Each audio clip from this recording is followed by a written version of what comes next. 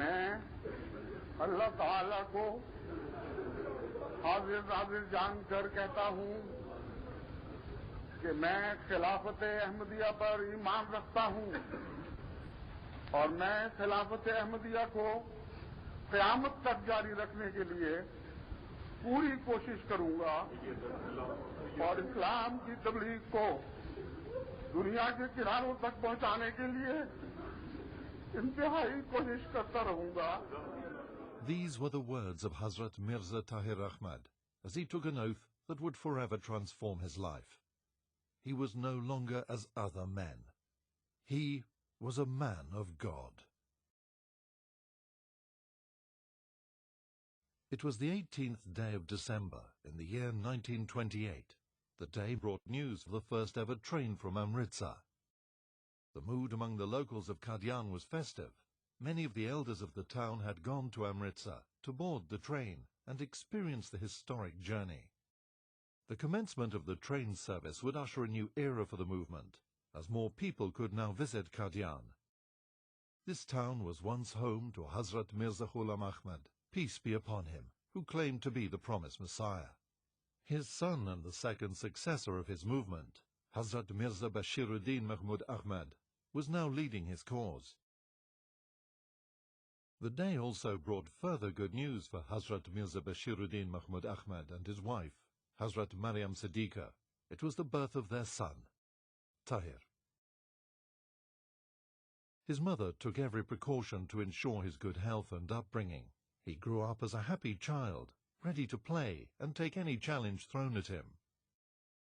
Being the son of the Khalifa, and also the only son of Hazrat Maryam Siddiqa, he occupied a privileged position, but he was never overprotected or spoiled.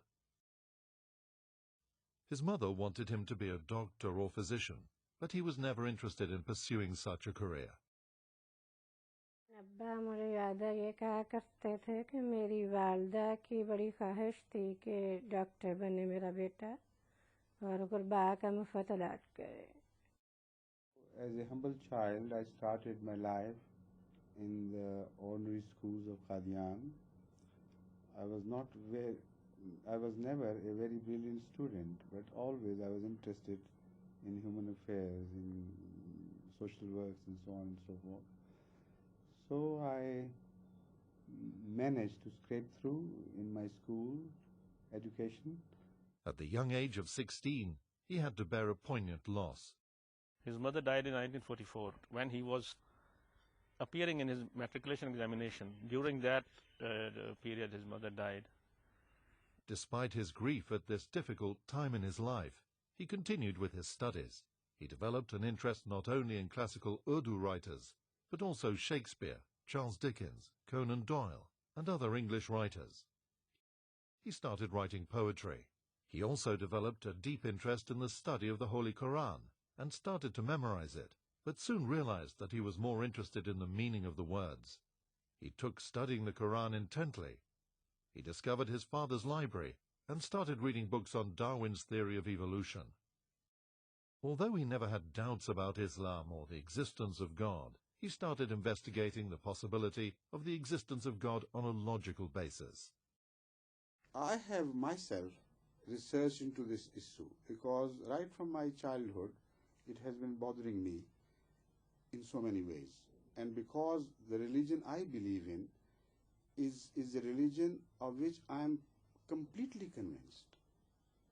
Those parts of which I was not convinced, I have been praying about them and also making my own investigations, so that today as I stand, I can say honestly that I believe in everything which I claim I believe in, through conviction, not through dogmatism. In his biography, he stated that one afternoon he went through an experience which resolved for him forever the question of the existence of God. The experience, he said, could not be looked upon objectively as a potent proof of the existence of God, but he had no doubt that it was God's answer. I was in a state of semi-consciousness, halfway between a dream and reality. I saw the entire earth squeezed into a ball. There was no creation of any sort visible, no life, no cities, nothing, just the earth. Then I saw each particle of the world tremble and burst out into a slogan, "Ah, God!" Each particle was proclaiming the reason for its existence. The whole world was flooded with a strange light, and every atom of the earth began to swell and contract in rhythm. I found myself repeating the words, "Our God." As he returned to full consciousness, he could still see it happening. Although he never had any doubts, this experience affirmed his faith in an unshakable belief in God's existence. The political situation of the subcontinent of India in the 1940s became very fragile. The British monarchy had decided that the subcontinent should be divided into two separate nations, one for Hindus and one for Muslims, and be given independence. Muslims and Hindus had lived for years as neighbors, but at the height of the unrest, without rationale, suddenly hated each other. No one was safe. Hadhrat Mirza Tahir Ahmad was now a strong young man and part of the Ahmadiyya youth movement, Khuddam al-Ahmadiyya. He was among many from Khuddam al-Ahmadiyya who formed into companies and battalions for the defense of Qadian. He was appointed as the officer in charge of one of these units. His task was to organize the defense of the center of Qadian. In August 1947, the community faced an unexpected crisis. The entire area had fallen inside the territory allocated to India. His father, the head of the community, ordered the evacuation of Qadian. At that time, my late father was sent a message by late Mahatma Gandhi, exactly pointing out to him the so-called mistake he was about to commit. My father, then in a sermon, he told Ahmadis in very clear terms what was in store for them. He said, "We are opting for Pakistan, yet I assure you that in Pakistan you will be dealt with so cruelly and you will be deprived of all your rights ultimately, that if I tell you now, you will shudder and the weak among you may have heart failures. But there is no option. Because once we accept, we opt out of the Muslim Ummah, for us physically and politically it may seem to be an easier, more acceptable cause. But to the message of Ahmadiyyat, that will be a deadly poison. So whatever decision was taken with full knowledge of what was to happen. Leaving 313 Ahmadis behind to look after the property of the community until they could return, the members of the community migrated. In Pakistan, the community established a new center on a 1,034-acre site near the west bank of the river Chenab. It was called Rabwa. All the sons of Hazrat Mirza Bashiruddin Mahmud Ahmad had been dedicated to the service of the community, including Hazrat Mirza Tahir Ahmad. He started working in the youth movement, Khuddam al-Ahmadiyya, and proved to be a good administrator and an exceptionally hard worker. When he became a khadim, he became a saik and then proceeded through the various responsibilities within the organization of Majlis Khuddam al-Ahmadiyya, culminating in being a Naib Sadr and ultimately Sadr Majlis Khuddam al-Ahmadiyya. At that time it was for the whole world, and he served in that position for many years. Along with the service to the community, he continued his secular studies at Government College, Lahore. The Government College Lahore, a very reputable institution in the north of India, particularly in the Punjab, and there I studied for 4 years. I went originally for BSc, Bachelor of Science, but ended up by getting an honorary degree, bachelor's degree. And again I studied in an Ahmadiyya institution and did my doctorate on comparative religion, particularly in the study of Islam. By 1954, Rabwa was a town of 45,000 people. In the center of the town, gleaming in white brilliance, stood the elegant Mubarak Mosque. In March 1954, a young boy, about 19 years of age, he attacked Hadhrat Khalifatul Masih IV when he finished leading his Asr prayer in Masjid Mubarak, and he stabbed him on his neck, and the blade entered deep in the body. Though the wound itself was to heal rapidly, it had a serious effect on his nervous system. His health deteriorated, and he was unable to work his usual long hours. Some 2 years later, he went to seek advice from specialists in London. Quite a few members of Huzur's family accompanied him. Among Huzur's children was Hadhrat Mirza Ahmad Sahib, Dr. Mirza Ahmad Sahib, Mirza Ahmad Sahib, then Mirza Tahir Ahmad Sahib. After the treatment, Hazrat Khalifatul Masih II decided to return to Rabwa, but he left Hadhrat Mirza Tahir Ahmad, now aged 26, behind in London. Although according to the original plans he was due to return with his father, but his father had other plans for him. In London, he lived in Maida Vale and studied at the University of London. Although he had learnt English at school, it was at the London University where he learned how to express himself better in the language. Whilst in London, he also had the opportunity to travel in Europe and meet a range of people. About his experience in London, he states in his biography, "At the School of Oriental Studies, I had met people from all over the world, from Africa, from Germany and Poland, from all parts of Europe really, and from America and Canada and South America. I believe that was important, that God had decided that was what I should do, even though I did not know it at the time. He had decided that I should meet all these people, and that I should go out and travel in Europe. I think that was his design." He returned to Rabwa in October 1957 and got married in December that year to Hazrat Sayyida Asifa Begum. That very same year, Hazrat Khalifatul Masih II appointed him at the office of Waqf-e-Jadid, which looked after the needs of Ahmadis living in rural communities in East and West Pakistan.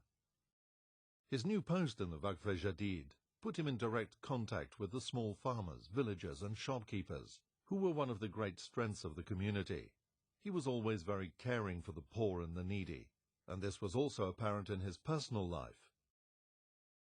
और अब्बा के लिए तो अब्बा की मुझे बहुत वजह से मैं देखती थी कि बहुत ज़्यादा अब्बा में तड़पती, क्योंकि मदरसे में हम लोग तभी छोटे थे, तो मुझे याद है जब हम लोग कभी मीना बाज़ार पे बच्चियां जा रही हैं तो उम्मी का कहा, उम्मी हमें पैसे दे, मैंने मीना बाज़ार है हमारे स्कूल का, तो उम्मी के ने भी दिए नहीं थे या कम दे रही थी जो भी था, तो अब्बा ने सुन लिया, अब्बा कहते कि मैं देता हूँ, तो 10-10 रुपये दिए थे। उस वक्त 10 रुपये बहुत ज़्यादा लगते थे, तो क्या था, लेकिन एक शर्त है कि तुम लोगों ने साथ अपने साथ किसी गरीब बच्चों को भी साथ कुछ खराब फलाओगी और ये करोगी।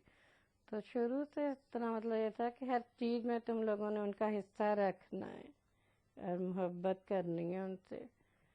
और इसी तरह अब्बा घर में मुलाजमीन के साथ भी बहुत ज़्यादा हुस्न सलूक से रखते रहते थे, कि यहाँ तक कि एक दफ़ा मुझे याद है उम्मी को कह रहे थे कि लोगों को तो मुलाजमीन रखने की मुसीबत होती है कि आते नहीं हैं, हमें निकालने की मुश्किल पड़ जाती है, वो फिर जाते नहीं हैं। इतने अच्छी तरह रखते थे कि वो जाने पे भी नहीं राज़ी होते थे।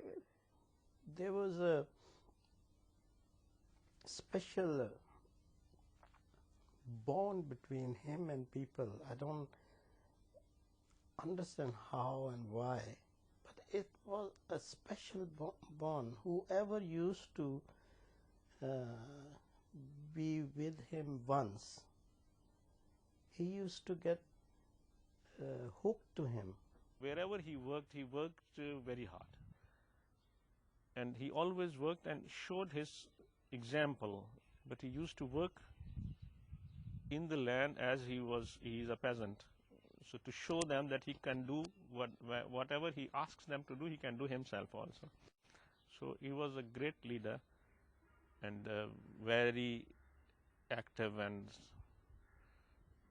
eloquent, and he was a good speaker. He could speak for hours on different topics.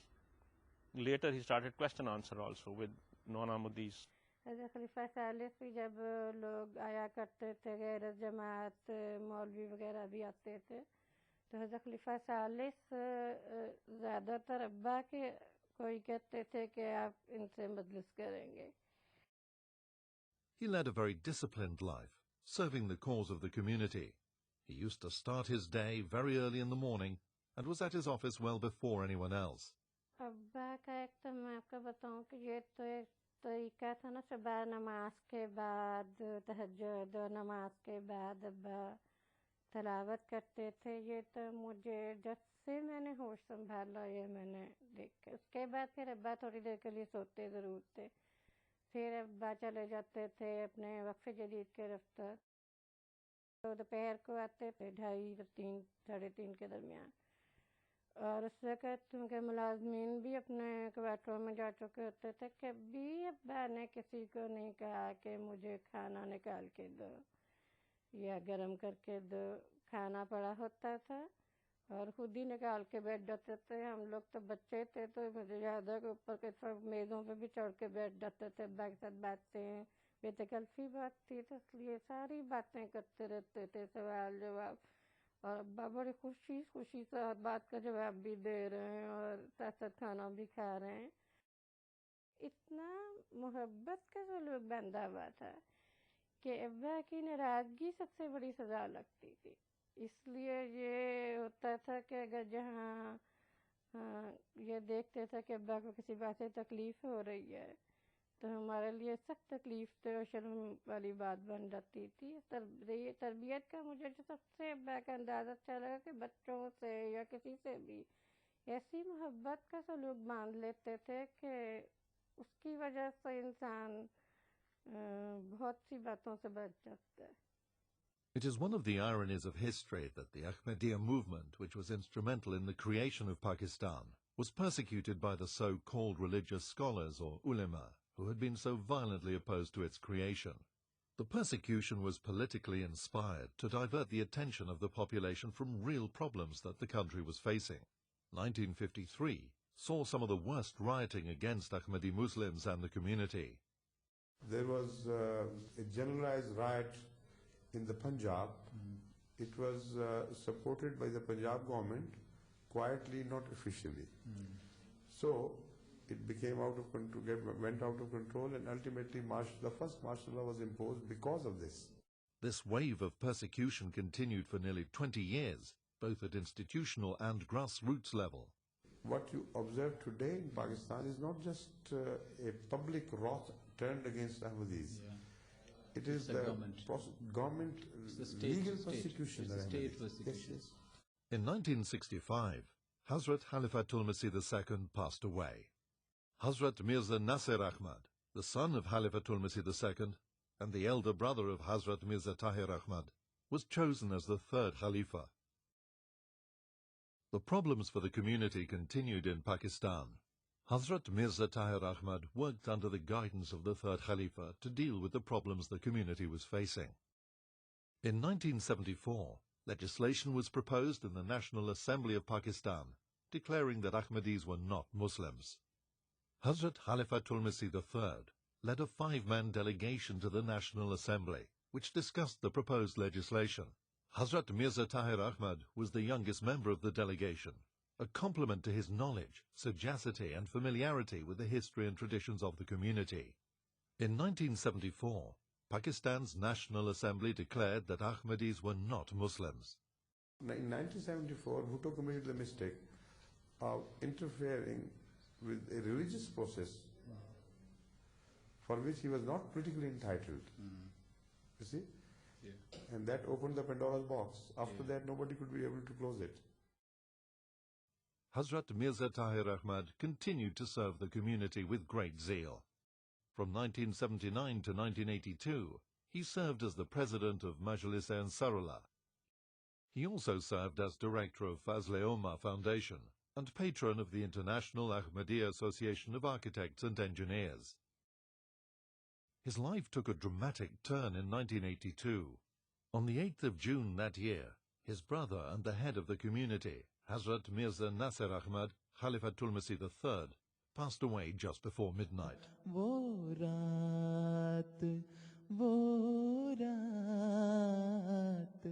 वो रात बेपनाह थी और मैं गरीब था.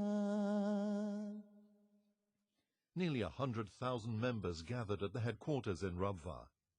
In accordance with the constitution of the community's electoral college, a meeting of the college was convened at the Mubarak Mosque in Rabwa to elect the new Khalifa.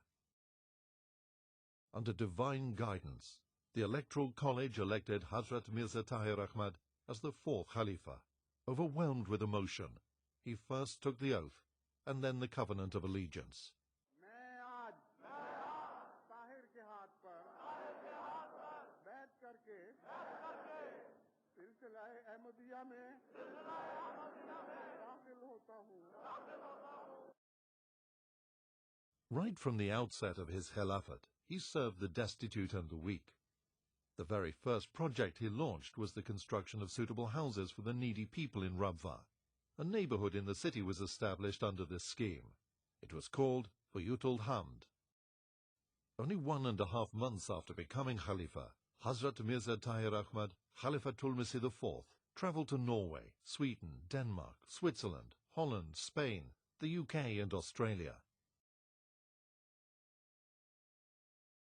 He inaugurated the Basharat Mosque in Petroabad, a town 25 kilometers outside Cordoba.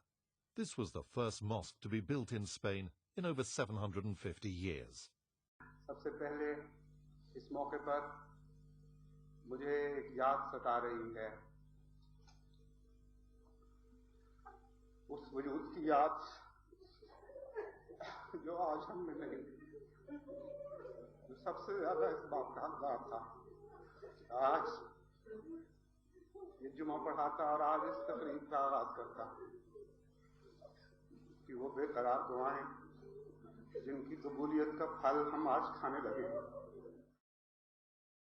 He addressed several press conferences, wherein he provided erudite interpretation of Islamic teachings. The newly elected Khalifa was on a peaceful mission, a mission to serve humanity. But the political situation in Pakistan became worse than ever before. The moment I was selected by Allah to lead the Jamaat, Zia did not like this perspective at all.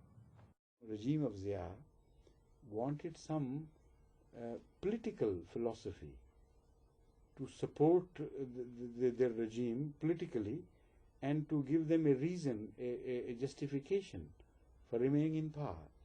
So what they said was, they said they are the custodians of Islam. As such, they have to serve certain purposes for the sake of Islam. And as long as those purposes are not served and achieved, they would remain in power. You know, as if they were commissioned by God to do that. So for this, they had to align and implicate mullahs and to utilize and exploit them. And what was the purpose for which they were destined to play a very important role, you know?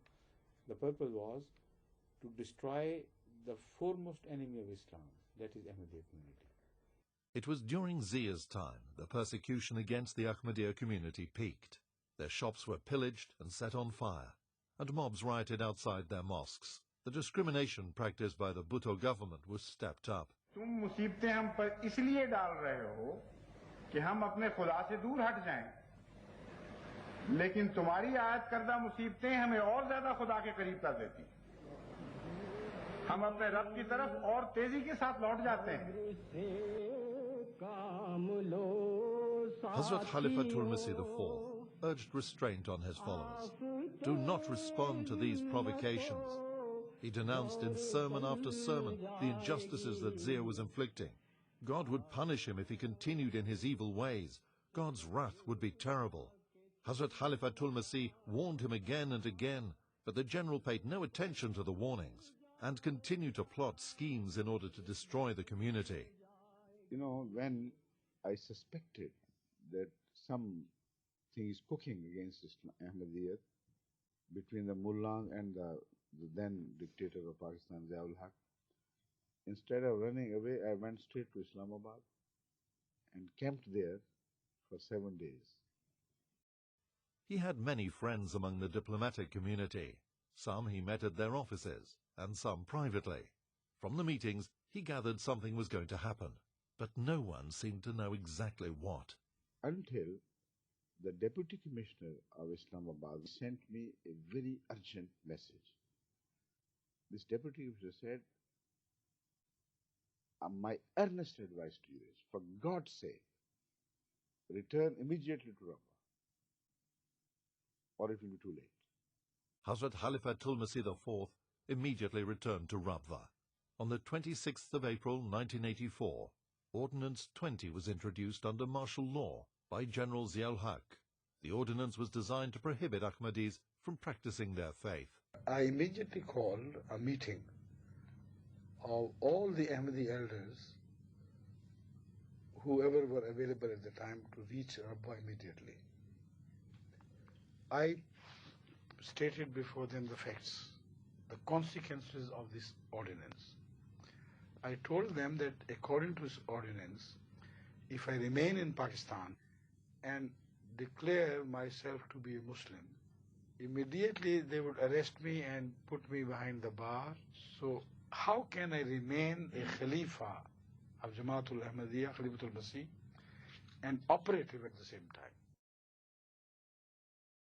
The advice at the meeting was unanimous. Huzur should leave Pakistan immediately.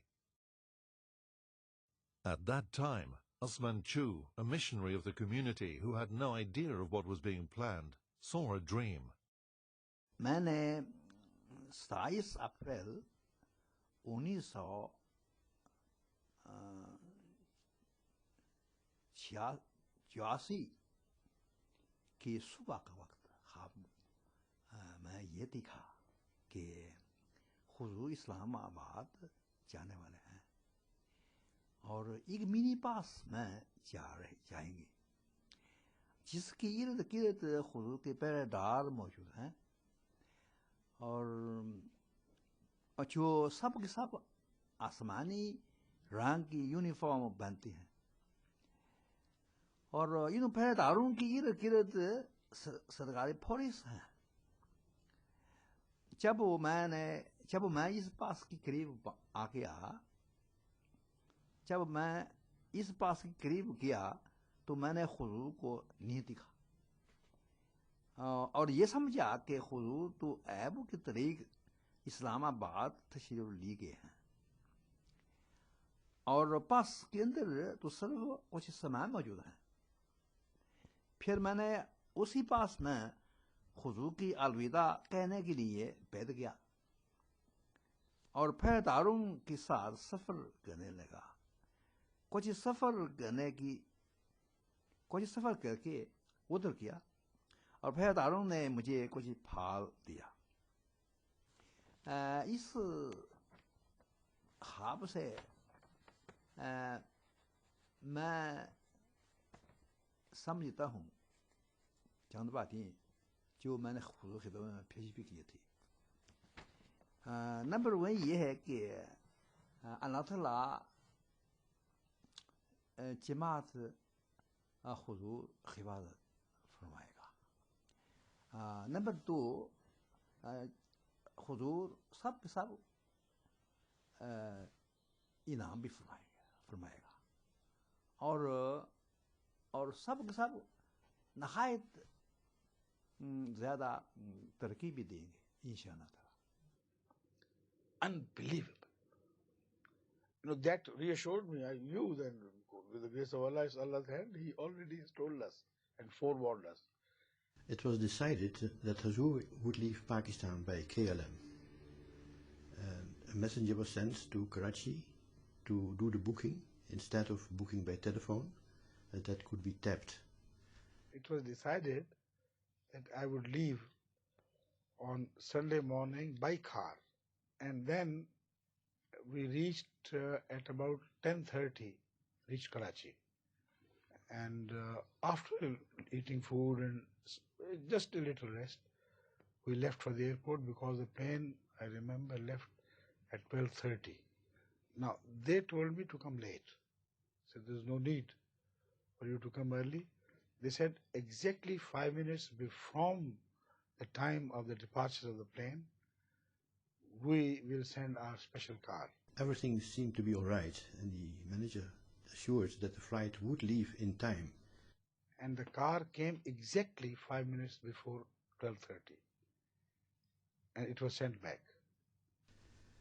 The airport authorities, they stopped the flight from going on the scheduled time.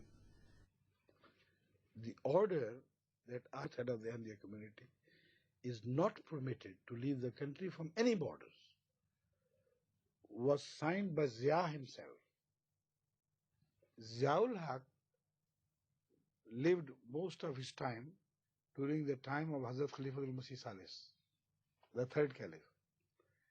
So what he dictated was, and this is written on that prohibition letter, that Mirza Nasir Ahmad, the fourth head of the Ahmadiyya community, for that, is not permitted to leave the country from any borders. They had a dilemma. They could not stop Mirza Tahir Ahmad from going on. And they did not know much intricacies about the fourth and third caliphate, So they must have started ringing the intelligence chief of the intelligence bureau in Islamabad and trying to get clearance from him or instructions that this is the case. That is why this was delayed. So at 1:30 we left. The plane, of course, went to Geneva and from there on to Holland, and there we had to wait for a while. Then we came to London.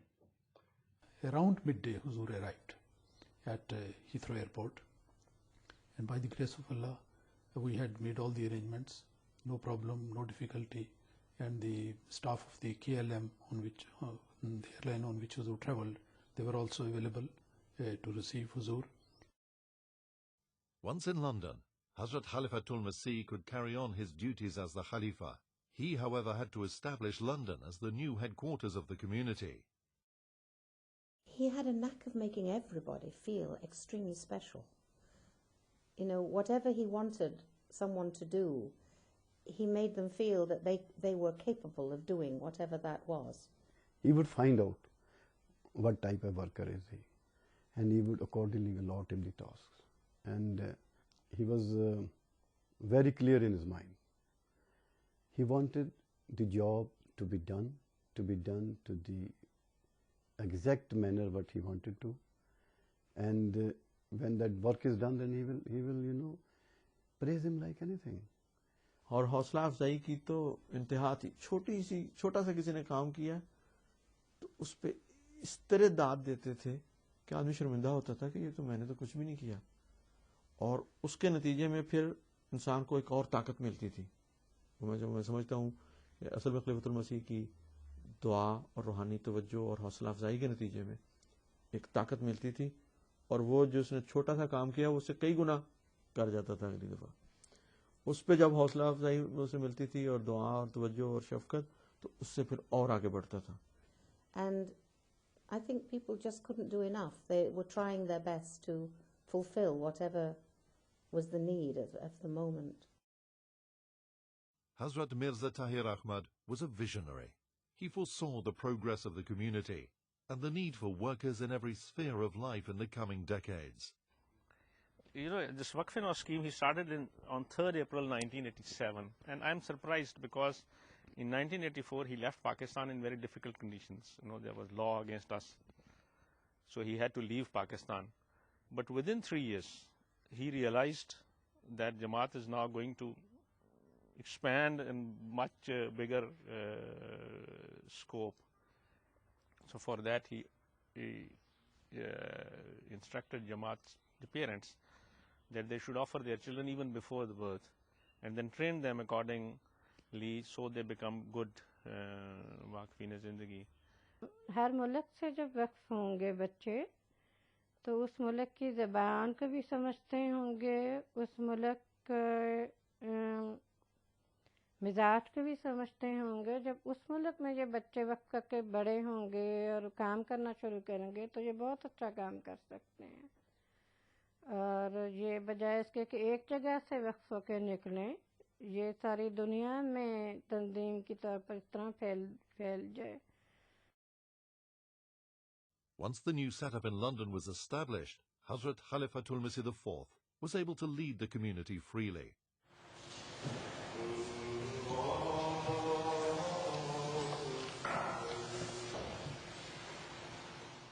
However, back in Pakistan, Zia's persecution continued.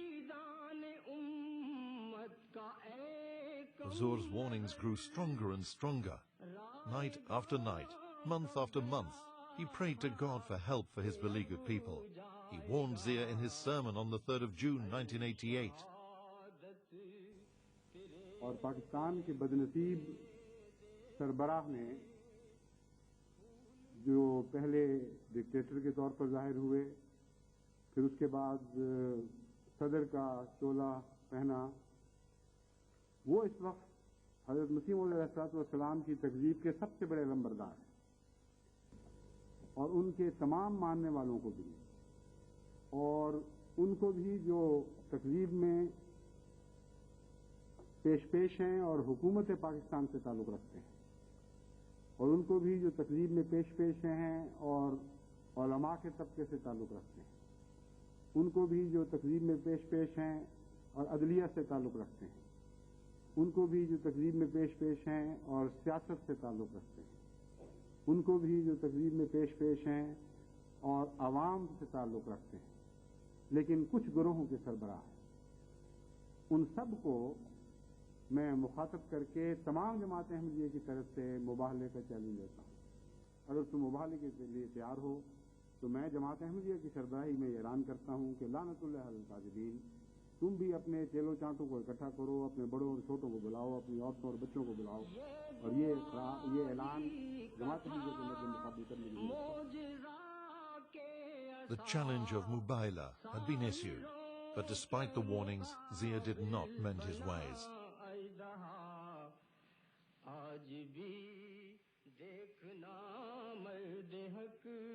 حکومت کا جہاں تک تعلق ہے وہ معصوم احمدیوں پر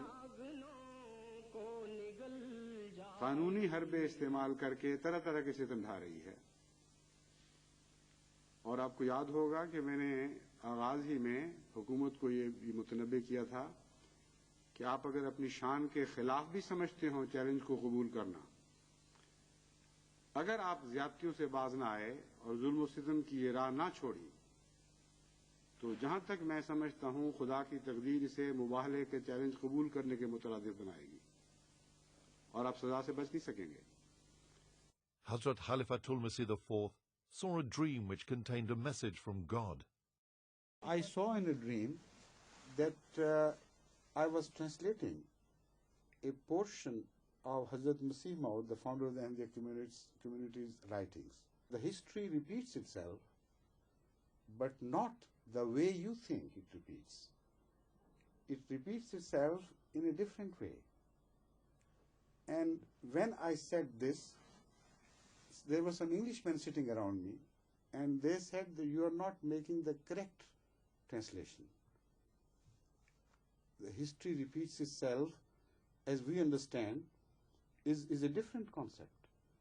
But there are certain things which in essence always repeat, and nobody can change the course of this history. Those who clash with God or his messengers, they're always destroyed. That is how history repeats itself, not like you understand. And in the when I got up, then I knew it was a message about Zia. On Friday, the 12th of August, under divine guidance, Hadhrat Khalifatul Masih IV declared there was no way back for Zia. اس کا مطلب یہ ہے کہ جس قوم کو ہم مخاطب کر رہے ہیں آج، جس کو ہم نے مباہلے کی دعوت دی ہے، بدقسمتی سے ان کے مقدر میں خدا تعالیٰ کی ناراضگی کا دن دیکھنا ہے. ورنہ اللہ تعالیٰ اس رنگ میں مجھے یہ پیغام نہ دیتا کہ ہسٹری ریپیٹس اٹ سیلف، اس میں کوئی تبدیلی نہیں دیکھو گے، مجرموں کو خدا ضرور سزا دے گا.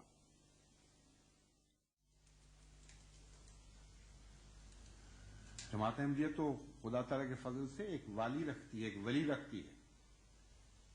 جماعت احمدیہ کا ایک مولا ہے، اور زمین و آسمان کا خدا ہمارا مولا ہے. لیکن میں تمہیں بتاتا ہوں کہ تمہارا کوئی مولا نہیں. خدا کی قسم جب ہمارا مولا ہماری مدد کو آئے گا تو کوئی تمہاری مدد نہیں کر سکے گا. خدا کی تقدیر جب تمہیں ٹکڑے ٹکڑے کرے گی تو تمہارے نام و نشان مٹا دیے جائیں گے اور ہمیشہ دنیا تمہیں ذلت اور رسوائی کے ساتھ یاد کرے گی. On the 17th of August, the C-130 Hercules transport plane carrying General Zia-ul-Haq was blown out of the sky. All 31 people on board died. The team investigating the crash eliminated one by one various possible reasons for the crash. How this had happened, the investigators were unable to say. Why it had happened, the whole world knew. میں نے ضیاء کے متعلق اپنے نظم میں کہا تھا کہ کل چلی تھی جو لیکھوں پہ تیغ دعا، آج بھی اذن ہوگا تو چل جائے گی. بس خدا کی قسم وہ تیغ دعا چل چکی ہے، اب اسے کاٹ کر دکھاؤ، اسے رد کر کے دکھا دو، تب میں مانوں. The 23rd of March 1989 marked 100 years of the Ahmadiyya community. Grand ceremonies took place in almost 100 countries, with special programs held in the headquarters in London to celebrate this momentous day. From a humble beginning in Qadian to establishing communities in 120 countries, the last 100 years saw the community grow from strength to strength. 1991 was yet another special year for Ahmadis. They had just celebrated 100 years of the community's success through divine help. This year was going to mark 100 years since the start of the community's annual conference. Hadhrat Khalifatul Masih IV decided to attend the 100th annual conference himself. India is fine. I have been looking forward to visiting India for a long, long time now. It was an emotional journey, as this was the first time since the partition he was going back to the town where the community had started. It was this very town where he was born and spent his childhood. ایک اپنا بھی تو گھر تھا، جیسے سندر تھی وہ بستی ویسا وہ گھر بھی سندر تھا. بڑا مزہ آ رہا ہے. ہم بھی، میں اور میرے بچے اس طرح اسی ایکسائٹ ہو گئے سی. میری بچیاں پہلی دفعہ آئی نے تے وہ بھی کہندیاں نے ہن سانوں پتہ لگا تسی کیڑے مزے اڑا بیٹھے ہو. کہتے آنا خود ایک زندگی دا مزہ ہے جو اتھے دی فضا ہے. دوسرے دیکھو نا اتھے جماعت دے بانی پیدا ہوئے، انہوں نے ہوا اس ہوا وچ ساہ لیتے، انہاں گلیاں وچ پھرے، انہاں مکاناں وچ اسی رہ رہے ہاں. اے جذباتی تعلق اتنا گہرا ہے کہ ایک مذہبی آدمی ہی انہوں محسوس پوری طرح کر سکتا ہے. لیکن اے صرف مذہبی تعلق نہیں، گہرا انسانی رشتہ ہے. اور کیونکہ انہوں دے تعلق سارے ارد گرد ہی سن. ہندو بازار نال ہے، اوتھے ملاوا مل دے نال انہوں نے تعلقات، اور سکھاں دے نال تعلقات، وہ سارے تعلق والے امٹ کے پے نے. اور ہر ایک دسدا ہے کہ اسی بھی تواڈے واقف، تواڈے پیاریاں وچوں، تواڈے واقفاں وچوں ہیں. سارا ماحول لگتا ہے کہ جس طرح اپنے محبت کرنے والے دا ماحول ہے، پیار والے دا ماحول ہے. بڑے لطف آ رہے ہیں. بہت خوشی مل کے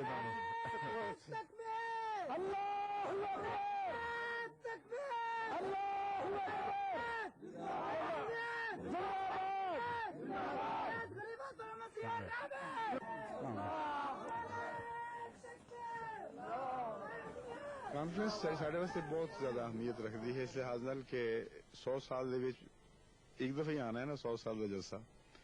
لیکن اس جلسے وچ نال یہ گل شامل ہو گئی کہ جدوں دی تقسیم ہوئی ہے، ہند پارٹیشن ہوئی ہے، ادو بعد کوئی خلیفہ کدی اتنے نہیں آیا.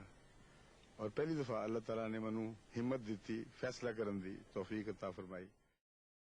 Thousands of Ahmadis from all over the world converged upon Qadian. Huzur addressed the annual conference. سب حاضرین جلسہ کو اور ان سب کو بھی جو اس سعید بخت جلسہ میں شمولیت سے محروم رہے ہیں، میں حضرت اقدس مسیح موعود علیہ الصلوۃ والسلام کے الہام کی زبان میں مبارک سو مبارک پیش کرتا ہوں. آج کا یہ تاریخی جلسہ کئی لحاظ سے منفرد ہے اور یکتا ہے. ایسا جلسہ ایک ہی دفعہ آنا تھا اور ایک ہی دفعہ آیا ہے. اللہ تعالیٰ کا بے انتہا احسان ہے کہ اس نے آج ہمیں اس میں شمولیت کی سعادت بخشی ہے. Shortly after returning from Qadian, Hadhrat Khalifatul Masih IV had to bear a great loss.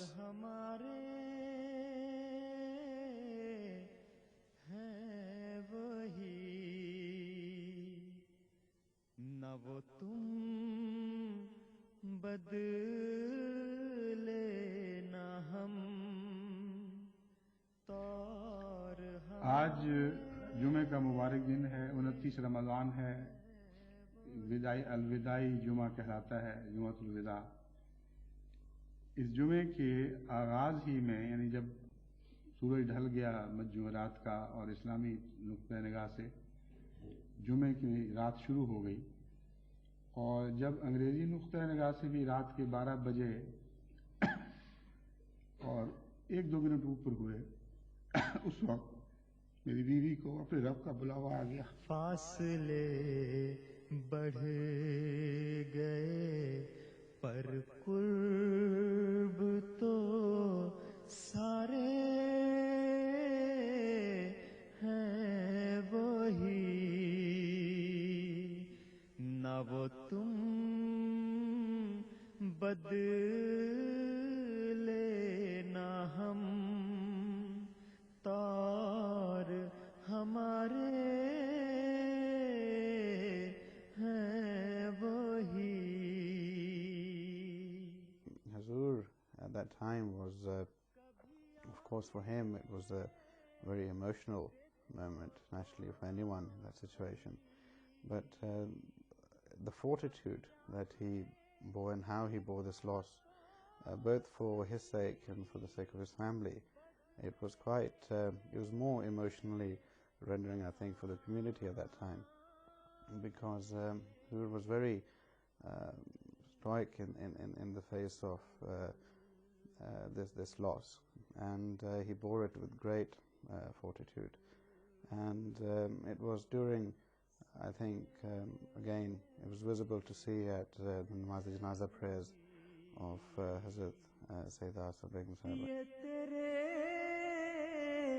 کام ہے مولا، مجھے دے صبر و ثبات. I think around that time perhaps it was Eid as well, and his other Jamaat commitments. I think for us, especially from a perspective of the Jamaat and those who are involved in the administration, for us it was again a lesson that as Allah wills, so be it, but the cause of the Jamaat, the furthest of the Jamaat doesn't really stop. تار ہمارے ہیں وہی.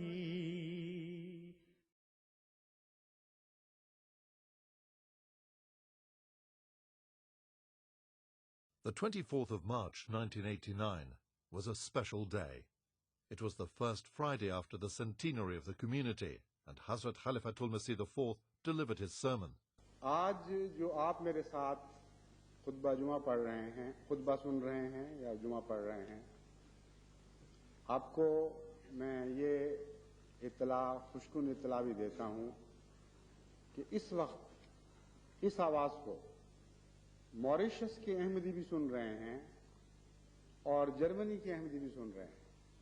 یہ وہ صدی کا پہلا خطبہ ہے جس کو آسمانی رسل و رسائل کے ذریعے سے، جس کو سیٹلائٹ ہک اپ کہتے ہیں، سب سے پہلے موریشس کی جماعت نے سننے کا انتظام کیا، اور اب مجھے اطلاع ملی ہے کہ جرمنی کی جماعت نے بھی اس خطبے کو براہ راست سننے کا انتظام کیا ہوا ہے. That further developed and it progressed into a way whereby 24 countries joined that group of countries who were listening to his Friday sermon through the telephone. In 1991, Huzur graced the Jalsa Salana of Qadian Darul Aman.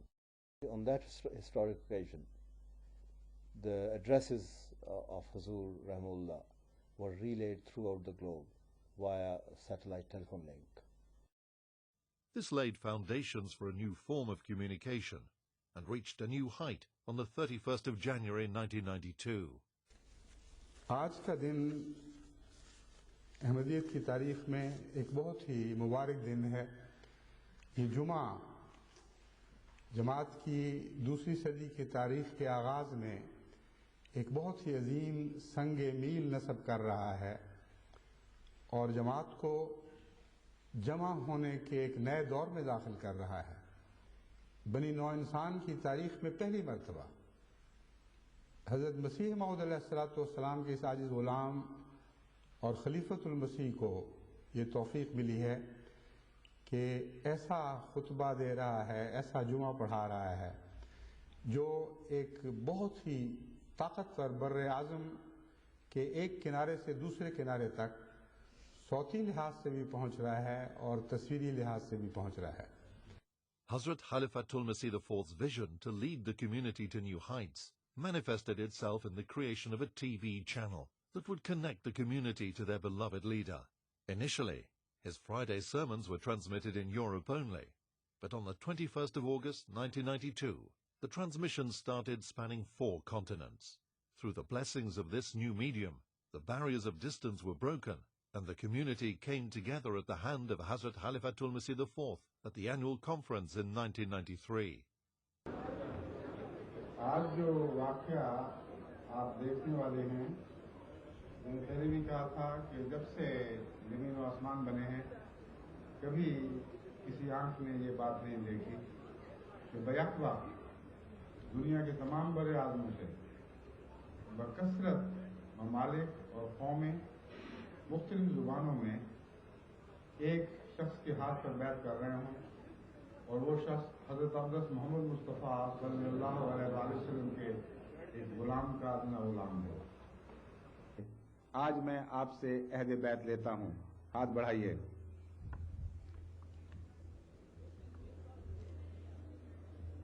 अशहदु अल्लाह इलाहा that the international bath took place during the Jalsa. That event actually was telecast live throughout the globe, and that's how this concept of Huzur Rahimahullah was actually materialized, and that was, I think, the milestone, that was the turning point from where Huzur wanted to progress forward, carry that momentum forward. This momentum took MTA to a new level, and on the 7th of January 1994, MTA started its daily transmission from its Earth station in London.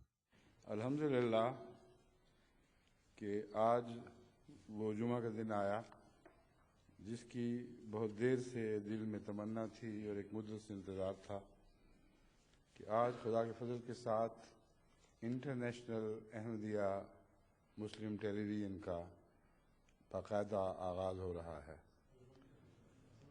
वो जो जुमा का खुतबा पहले हर जुमे सुनाया जाता था, वो अगरचे इसी टेलीविज़न के ज़रिए था, लेकिन एक रोज़मर्रा की सर्विस के तौर पर अभी ये जारी नहीं हुई थी। बस अल्हम्दुलिल्लाह कि जो खुशखबरी मैंने मॉरिशस की सरज़मीन से दी थी, आज इंग्लिस्तान की सरज़मीन से ये ऐलान करने की तौफीक मिल रही है कि आज से बाकायदा मुस्लिम टेलीविज़न अहमदिया की रोज़ाना सर्विस का आगाज़ हो चुका है।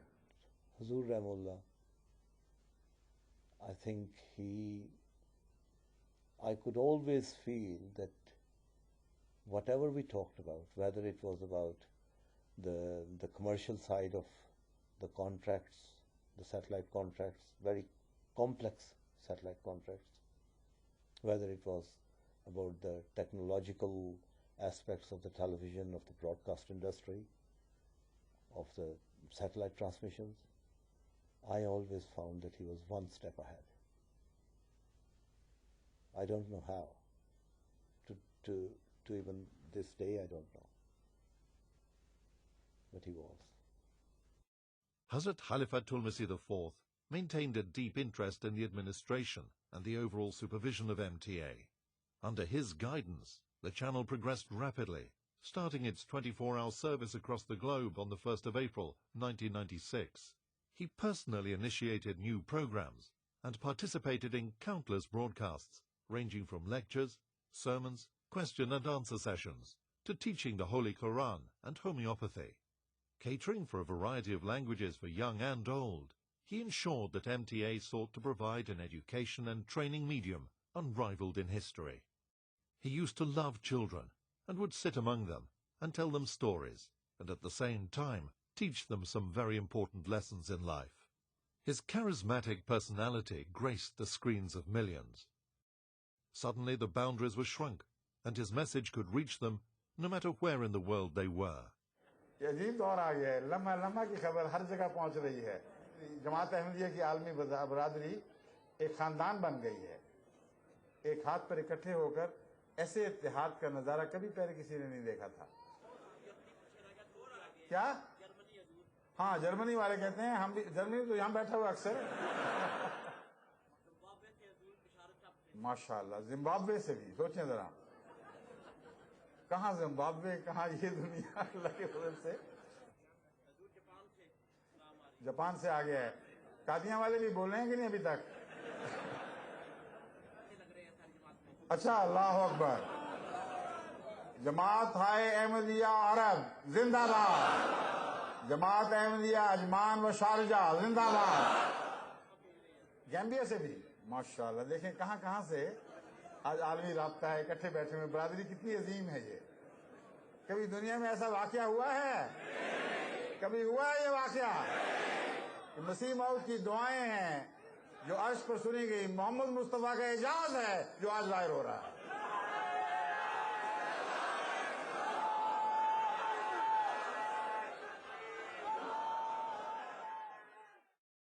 Hadhrat Khalifatul Masih IV was an internationally acclaimed thinker and scholar of comparative religion. He was a prolific writer and author of many scholarly works. In his books, he dealt with social, political, and moral issues facing the world.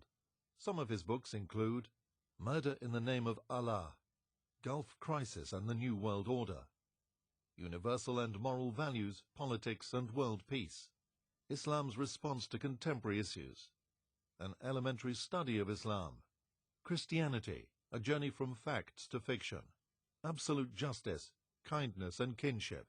His masterpiece was Revelation, Rationality, Knowledge and Truth. Hadhrat Khalifatul Masih IV was a great poet. His collection of Urdu poetry, Hadhrat Tahir, was also published during his lifetime. He had a profound understanding of religious scriptures. He delivered lectures and held classes to teach the meaning of the Holy Quran. For the benefit of mankind, he also translated the Holy Quran in a fluent, simple and easy-to-understand form. His question and answer sessions were a testament to his knowledge. He was asked all kinds of questions on all kinds of subjects. Whether it was science or religion, moral or social issues, he was never short of a reply. ابا مجھے یاد ہے یہ کہا کرتے تھے کہ میری والدہ کی بڑی خواہش تھی کہ ڈاکٹر بنے میرا بیٹا اور غربا کا مفت علاج کرے. اور کہتے میں ڈاکٹر ایلوپیتھک ڈاکٹر تو نہیں بن سکا لیکن ہومیوپیتھک کی اللہ تعالیٰ نے توفیق دی اور اس میں یہ بھی ہوا کہ بہت بڑھ کے غربا کا بھی علاج کیا اپنے. His interest in homeopathy developed with an incident in his early 20s when he used to suffer from migraine. مجھے ایک سر درد کی تکلیف ہوتی تھی جو مائگرین کہلاتی ہے. اس لیے پھر میں نے حضرت مسلم موعود کی طرف رجوع کیا. آپ کے پاس ایک دوائی تھی سینڈول جو کلکتے سے آیا کرتی تھی. ایک دفعہ چھوٹی سیدہ میرا پاک کو میں نے لیٹا ہوا تھا، کافی تکلیف تھی، آنکھ کھولنی بھی مشکل تھی. تو گرمیوں کی شام تھی. میں نے کہا آپ ابا جان سے جا کے میرے لیے سینڈول لے آئیں. تو کچھ دیر کے بعد واپس آئیں. انہوں نے کہا کہ وہ سینڈول تو ختم ہو چکی ہے. تو انہوں نے فرمایا ہے کہ میں ہومیوپیتھک دوائی دیتا ہوں، یہ استعمال کر کے دیکھ لو. اس وقت تک مجھے کوئی خاص یقین نہیں تھا ہومیوپیتھی پہ. تبرکن میں نے کہا ٹھیک ہے. وہ دوائی منہ میں میرے پڑیا منہ کھول دیا، آنکھیں بند اسی طرح، اور پڑیا منہ میں ڈال دی میٹھی گولیوں کی. اور کچھ دیر باتیں 2-3 منٹ باتیں کی کہ میں جانے لگی ہوں کچھ فرق پڑا. تو اچانک مجھے محسوس ہوا کہ درد ہے ہی نہیں, یعنی ہونے اور نہ ہونے کے درمیان جو نو مینز لینڈ ہے وہ بھی نہیں تھی.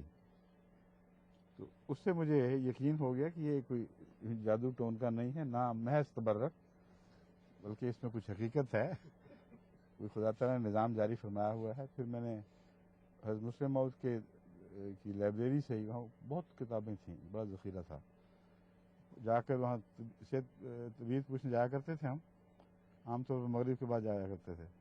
طبیعت پوچھ کے پھر میں لائبریری میں چلا جاتا تھا, پھر وہاں سے اٹھانی بھی شروع کر دیں اور گھر لے آتا تھا اور بعض ساری رات پڑھتا رہا. تو بہت لمبا عرصہ میں نے شناسائی حاصل کی ہے اور ابھی علاج نہیں شروع کیا, بلکہ کتابوں پر کتابیں پڑھیں, ان کو دواؤں کے مزاج کو اپنے ذہن میں ان کا نقش جمایا, پھر رفتہ رفتہ اس کی پریکٹس شروع کی. اور مجھے یاد ہے جب ابا نے شروع کی ہے ہومیوپیتھک تو ہم تو بہت چھوٹے چھوٹے تھے, تو گھر میں ایک چھوٹی سی الماری ہوتی تھی پچھلے کمرے میں, ادھر بیمار آ کے بیٹھتے تھے, گاؤں سے مختلف جگہوں سے آ رہے ہوتے تھے, اور کچھ جب زیادہ ہونا شروع ہو گیا تو باہر بھی بیٹھا کرتے تھے. پھر جب کافی زیادہ بڑھ گئے تو پھر ابا نے یہ پہلے تو پھپھی میں ابھی سندھ ہوا کرتی تھی میری پھپھی, ان کے گھر لے گئے تھے. پھر وہاں بھی جب نہیں سنبھال سکے تو پھر اپنے وقف جدید کے دفتر میں لے گئے تھے اور ادھر ابا کرتے رہتے. Despite his busy schedule after becoming Khalifa, he continued to practice homeopathy. باوجود دیگر تمام مصروفیات کے روزانہ خطوط میں سینکڑوں لوگ مسلمان, غیر مسلم, احمدی, غیر احمدی ان کے خطوط آتے تھے اپنی امراض کے لیے, وہ علاج مانگتے تھے, حضور کی طرف سے ان کو دوائیاں بتائی جاتی تھیں. اور سفروں میں بھی حضور کا یہ طریق تھا کہ لوگ آتے تھے, جس کو بھی پتہ چلتا کہ آپ ہومیوپیتھی کے ذریعے بھی علاج فرماتے ہیں, ہندو, سکھ, عیسائی, لا مذہب, ہر قسم کے لوگ وہ آتے اور آپ سے ہومیوپیتھی جو ہے طریقہ علاج حاصل کرتے اور اس کے نتیجے میں شفا پاتے تھے. He took weekly classes to teach homeopathy and made every effort to make this form of treatment common. His lectures were compiled as a book and were published under the title Homeopathy, Like Cures Like. He was a great humanitarian. Welfare of the weak and underprivileged was always very close to his heart. Under his guidance, homeopathic clinics were established, in addition to the large numbers of hospitals and schools open to serve the poor in the most needy countries of the world. He also established an organization called Humanity First. The main purpose of this organization was to alleviate human suffering. Physicians, teachers, engineers and professionals from all walks of life belonging to the community volunteered their time to help the deprived by providing basic medical and educational needs. Special envoys were sent in war-torn and disaster-struck countries to provide urgent medical help and relief. If you believe in Creator, you must also believe in His creation. If you love the artist, you must also love his art. As such, our concept of Islam is so beautiful and so well poised that it has started attracting attention all over the world. People from the north, from the south, from the west, from the east, all over the world, joining Ahmadiyya at a greater speed, which is now turning into not a speed but acceleration. And if you go to Africa, if you go travel to Southeast Asia, small islands like Tuvalu, etc., everywhere you will find more number of people joining Ahmadiyya and finding peace, finding a singleness of human character which is missing elsewhere.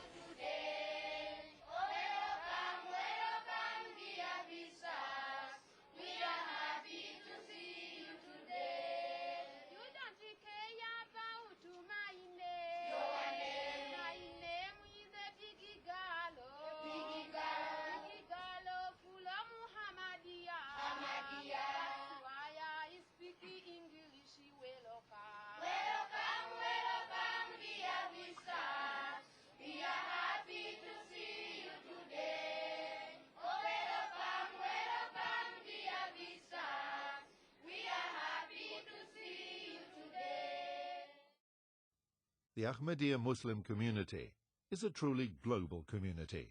Under the dynamic leadership of Hadhrat Khalifatul Masih IV, the community continued to spread throughout the world.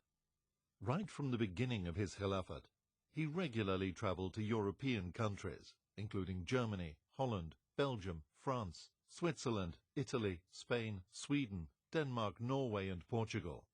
His visits enhanced the missionary efforts and rejuvenated these communities. In the Far East, he toured Singapore, Fiji, Australia, Japan, and Sri Lanka to meet members of the community and to make an appraisal of the opportunities for further progress. He took the message of peace to the people of Africa and toured Gambia, Sierra Leone, Liberia, the Ivory Coast, Ghana, and Nigeria in 1988. This highly successful tour of 6 countries spanned over 5 weeks. During his tour, he met heads of state, ministers, parliamentarians, and paramount chiefs. The members of the community were overjoyed to meet the Khalifa. He breathed new life into the community, and many came into the fold of Ahmadiyyat. He continued the missionary efforts to Mauritius and East Africa, where he toured Kenya, Uganda, and Tanzania. The South American countries of Suriname, Trinidad and Tobago, Guatemala, and Guyana were also blessed with his visits. Community members in these countries had the opportunity of meeting with his exalted personage and benefiting from his sublime discourses. The Ahmadiyya communities all around the world hold annual conventions to bring the community together. Hadhrat Khalifatul Masih IV regularly graced and addressed these conventions during his visits. Among the many countries he regularly toured, the USA and Canada were fortunate to have their annual conventions blessed with his faith-inspiring addresses. During his visits, he also inaugurated new mosques in both Canada and the USA. After Huzur's migration, he graced the annual conventions held in the United Kingdom, and due to the headquarters being moved to London, they became an international gathering.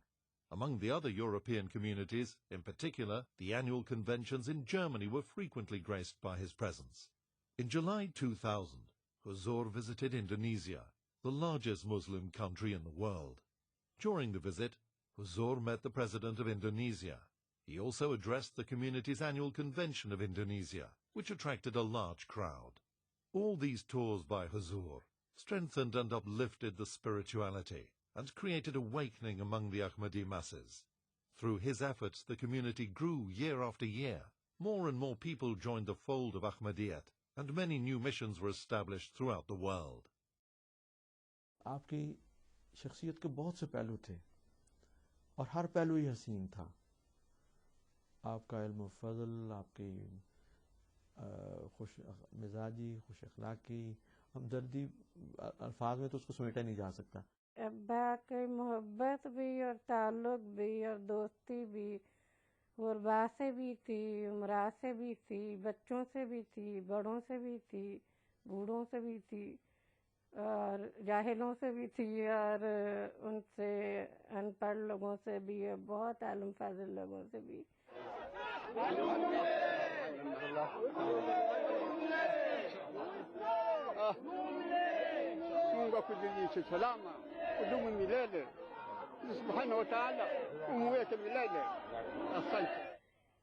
मुझे लगता है अब्बा को कभी भी किसी से मोहब्बत करने में कोशिश नहीं करनी पड़ी.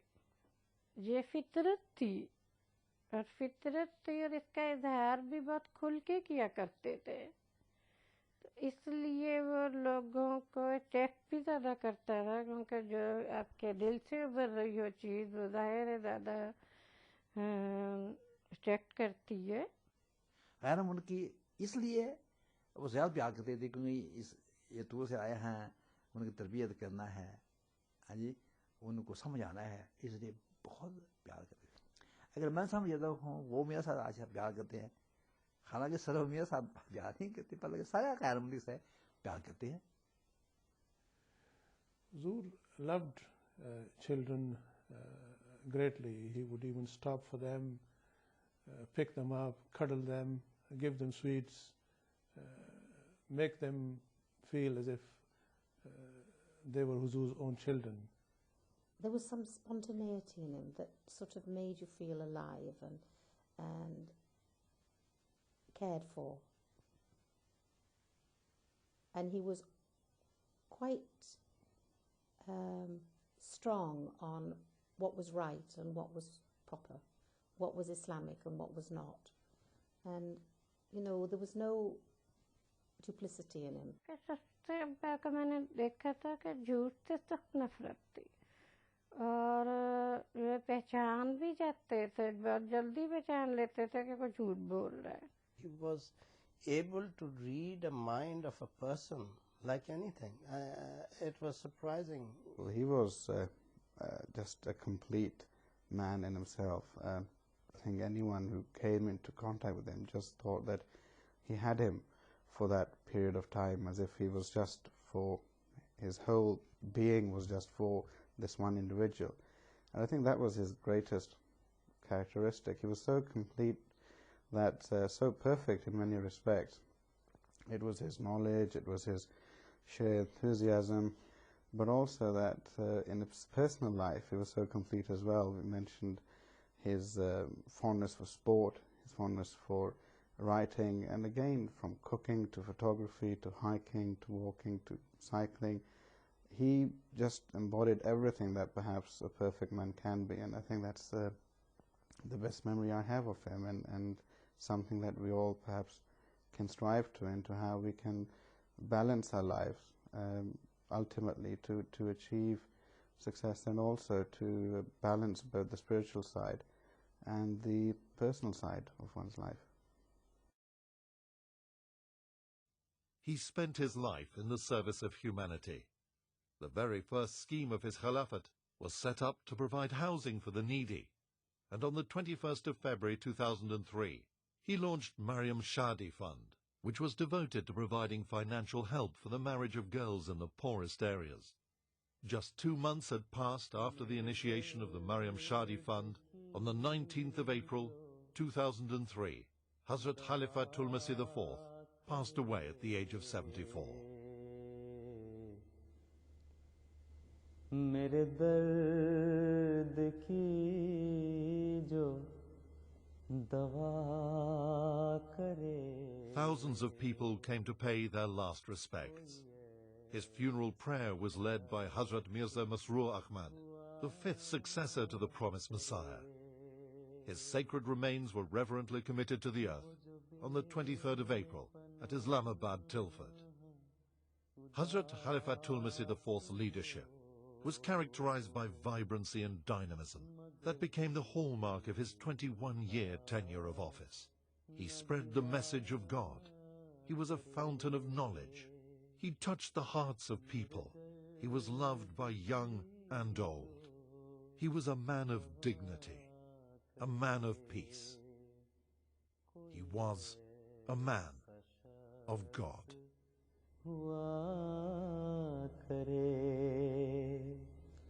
वो जो बेपनाह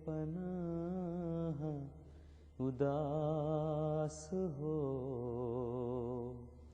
मगर हिज्र का न गिला करे मेरे दर्द की जो दवा करे कोई ऐसा शख्स हुआ करे वो जो बेपनाह उदास हो मगर हिज्र का न गिला करे मगर हिज्र का न गिला करे कोई ऐसा शख्स हुआ करे कोई ऐसा शख्स हुआ